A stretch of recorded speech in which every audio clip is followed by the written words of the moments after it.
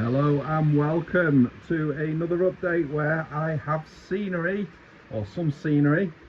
I'll take you on a little tour of what I've been up to. So as you know from the previous updates, I've got 4 working lines now. All 4 are running at the moment as we speak, but I have been laying more ballast and I've got some grass as well. Let's just have a little look what I've been up to.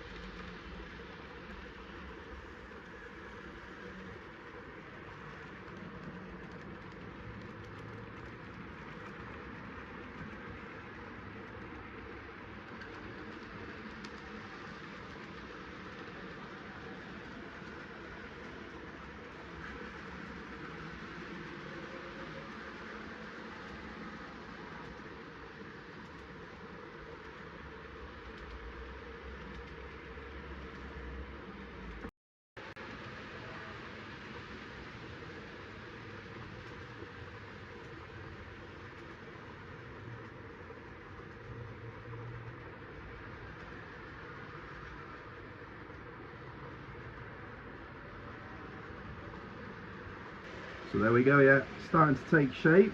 We've got started to get some scenery, we've got a bit of colour going on.